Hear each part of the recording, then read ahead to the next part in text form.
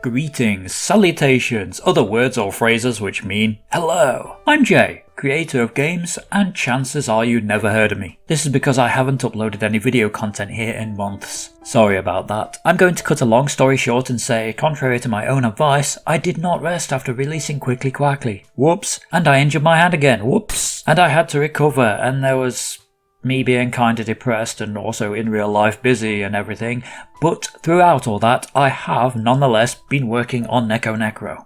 Hooray! Speaking of injured hand, have you ever tried to operate a mouse, let alone edit entire videos with your non-dominant hand? It is slow and cumbersome and is legitimately why I've had nothing to show for months. But, moving on to better news, I kinda got NekoNecro printed in an actual on-paper magazine, so there's a thing. But what is NekoNecro?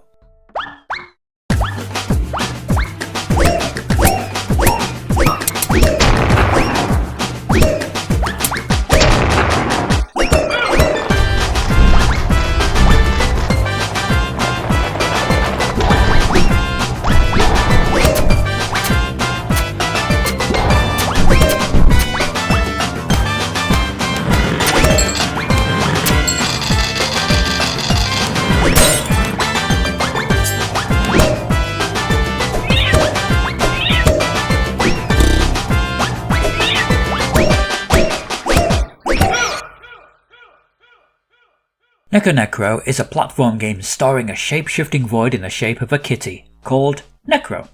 It has art drawn on paper with ink by yours truly, and lately, I did some things to it. Let me introduce to you Coyote Time.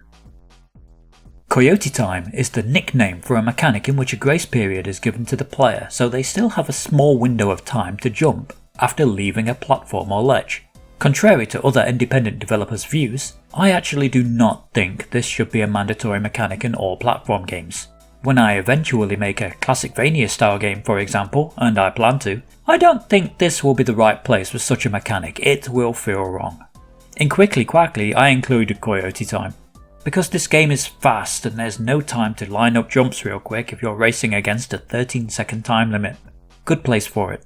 But after making that game and coming back to NekoNecro, I had to think about the game's art style and how it can make collision boundaries somewhat ambiguous, and decided, yeah, this is also a good use of the mechanic.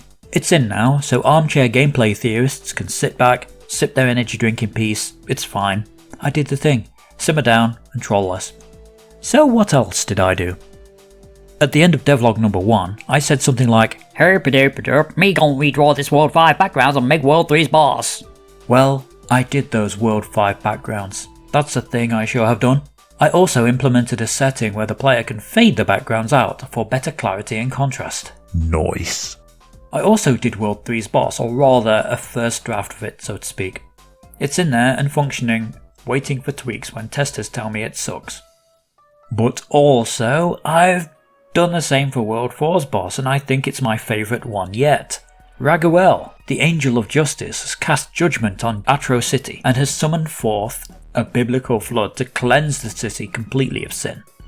Well, Necro doesn't think that's right and is gonna bop the angel's eyes out for being such a sanctimonious meanie, because that's what you do with bosses, innit?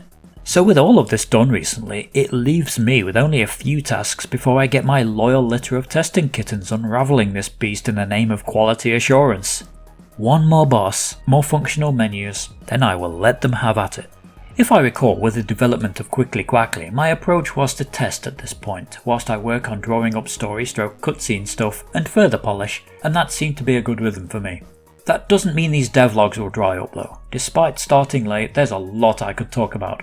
I may well describe some of the influences and whatnot contributing to the design of Necro's game, and answer any questions you beautiful people may have about it, so please, if there's something you want to know, feel free to put some inquiring words in the comments section of this video.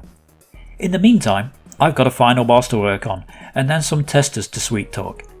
I probably won't show the boss in these videos because spoilers, but I am real excited, I tells you what. So until then, I'd love for you to do me a few quick favours. The first is to like this video if you liked this video, ring the notification bell if you want to be notified of more from me, and subscribe to feed the poor starving YouTube algorithm. But most importantly, and I mean this, love yourself and stay beautiful.